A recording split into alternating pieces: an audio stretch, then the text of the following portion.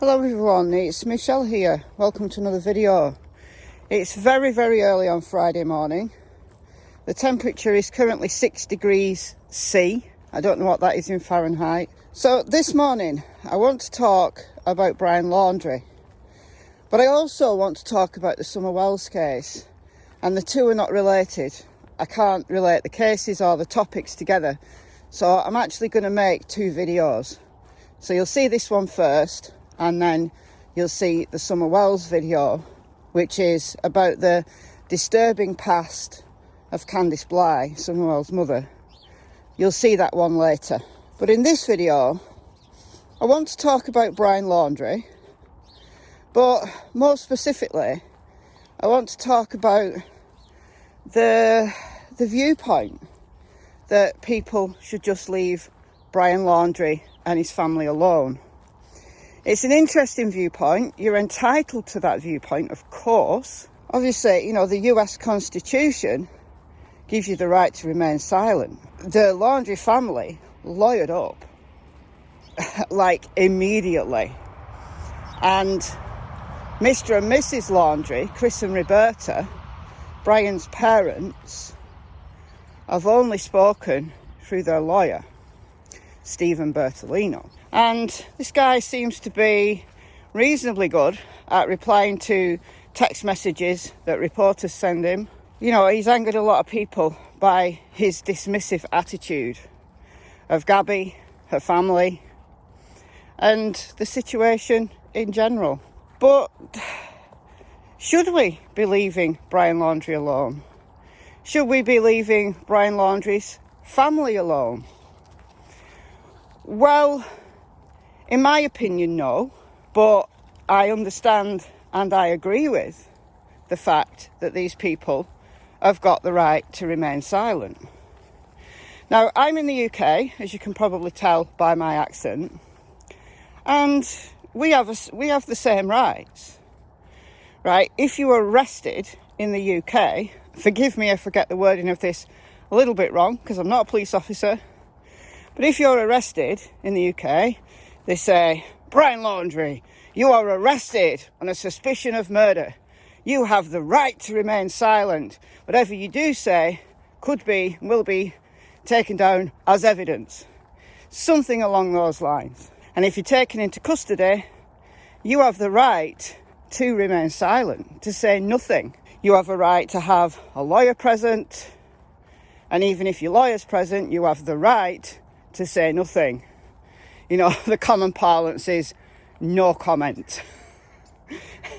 You know, Brian, what do you know about Gabby Petito's death? No comment. Did you steal Gabby's credit cards and use them on your way home from Wyoming to Florida? No comment. But if someone's on the run and the only contact that anybody's had with his entire family is through a lawyer who's not saying very much, I believe that people on the internet and in real life there in Florida have the right to ask questions, have the right to discuss what's going on, and have the right to call Brian out and call the Laundries out. Now, Brian's sister, Cassie, has spoken. She spoke to Good Morning America on the day that Brian disappeared, 17th of September. I say Brian disappeared on that day. That's the day that his parents reported him missing. You know, they're now saying, well, we haven't seen him since the 13th. They thought it was the 14th, but they were mistaken, according to lawyer Stephen Bertolino. Actually, they may not have seen him since Monday the 13th. But what's a day, huh? So he's had a big head start. So Cassie has spoken out since the Good Morning America broadcast on the 17th. She came out, her and her husband came out to address the protesters who'd started to campaign outside her home. She had a long conversation with them, and she did another press interview. Now, the protesters say that it's the protest that got Cassie to speak out again. I don't know if that's true. I don't know if she'd already planned, given the state of the situation, to go to the press anyway. But, kudos to her for at least speaking something. She's perhaps taken the heat off her husband. I can understand what a horrible situation she's in. She's not directly involved in either what Brian may have done or what Brian, has done since, i.e. being on the run. Not that we know of anyway. She has provided photographs of the visit that she had to Camp de Soto, Fort de Soto campground on the 6th of September. Brian went camping with his mum and dad between the 6th and the 8th of September. The neighbours, the Guthries, reported this to the press, that Brian was around, Brian was there, but they bought a new camper and they went camping. And that was confirmed. They did go camping between the 6th and the 8th. That's confirmed because there's check-in, check-out records for the Laundries. Roberta signed out.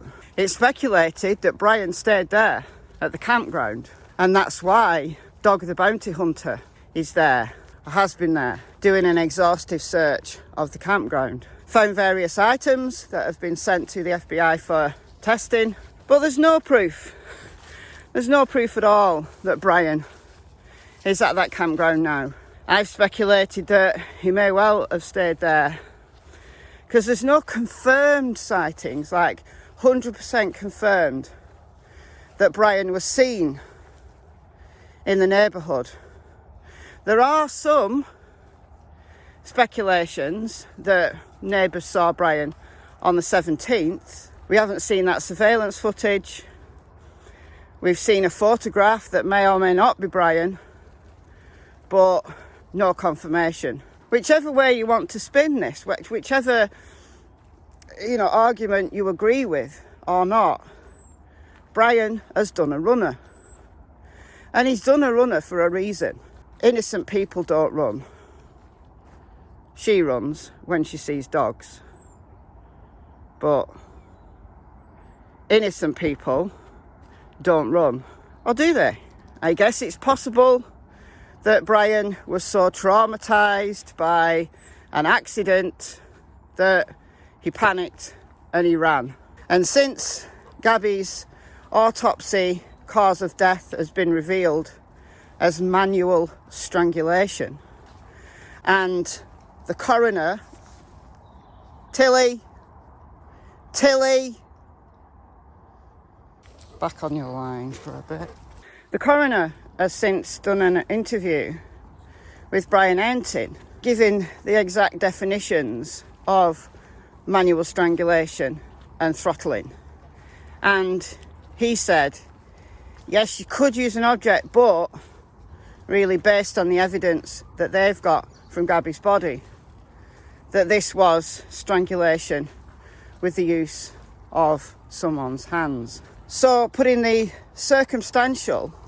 vast amount of circumstantial evidence and the forensic evidence together, it's proof positive to me that Gabby was murdered.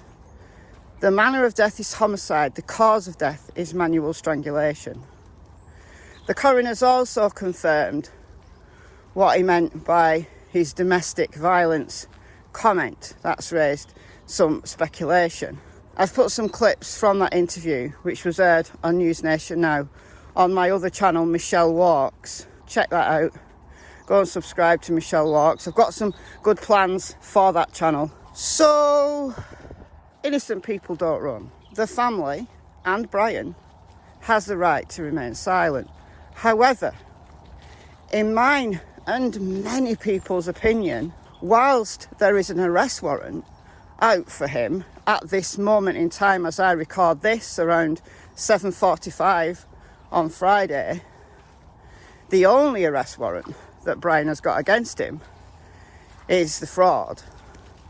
the use of Gabby's cards on his way home. Legal experts believe that an arrest warrant for Gabby's homicide is pending. It's coming out soon. The FBI, no doubt, will be getting all the ducks in a row.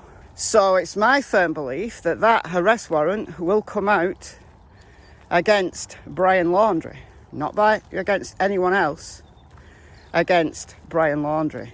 While Brian has absconded, whilst he is a fugitive,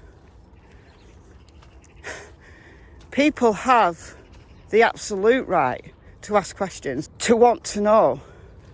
When Brian Laundrie's father, Chris, comes out less than 24 hours after Gabby's cause of death was revealed, he comes out to mow his lawn.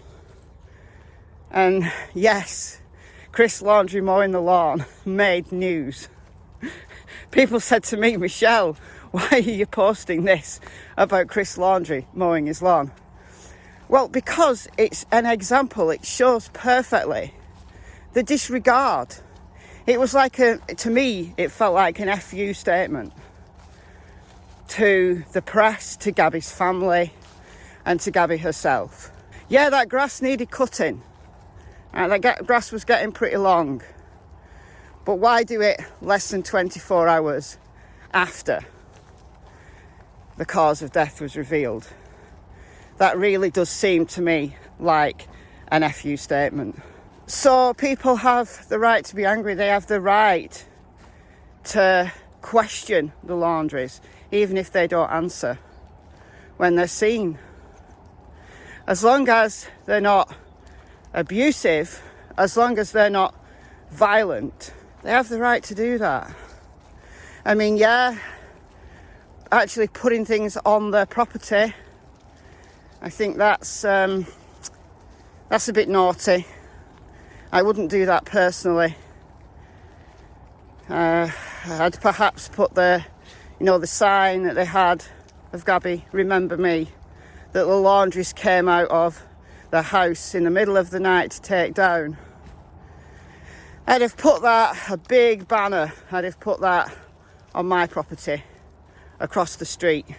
I understand the anger that people have, and we all have the right to ask questions.